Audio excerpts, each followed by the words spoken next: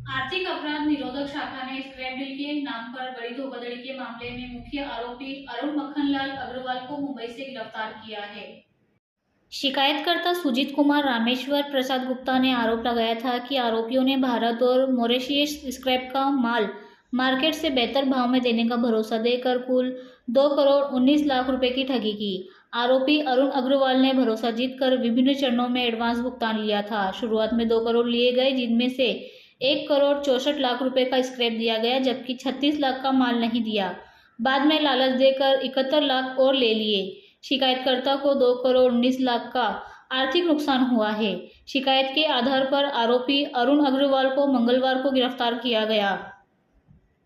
शहर એ કોઈ પણ પ્રકારના ધંધા ઉદ્યોગ માટે ખૂબ જ પ્રખ્યાત છે અને તે મુજબ અલગ અલગ વ્યાપારી મિત્રો પોતાનો ધંધો કરવા માટે સુરતમાં વસવાટ કરતા હોય છે।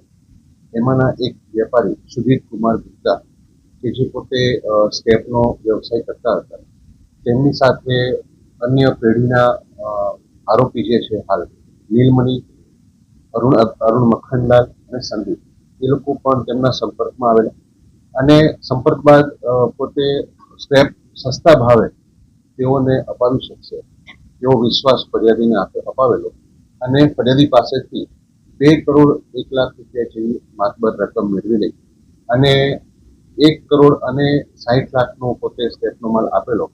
બાકીના 31 લાખ રૂપિયા ચૂકવવાના બાકી હતા। એ દરમિયાન ફરી વખત તેમણે ફરિયાદીને વિશ્વાસમાં એ લીધા કે બાકીના જે 31 છે તમે બીજા પણ અમને 71 લાખ રૂપિયા જેવી રકમ આપો, અમે તમને વધારે સ્ક્રેપનો માલ સસ્તા ભાવે અપાવી અને ત્યારબાદ આ રકમ મેળવી લઈ અને ફરિયાદી સાથે વિશ્વાસઘાત કરે, જે અનુસંધાને ફરિયાદ નોંધ્યા બાદ આરોપી અરુણ મક્ખનલાલ અગ્રવાલની ધરપકડ કરવામાં આવેલ છે અને આ ત્રણેય પાર્ટનરે સાથે મળી અને પોતે જે પૈસા ફરિયાદી પાસેથી વિશ્વાસઘાત કરી લઈ લીધેલા, તેઓના રિમાન્ડ ચાલુ છે। પૂછપરછ કરી હાલની આગળની તપાસ ચાલુ છે।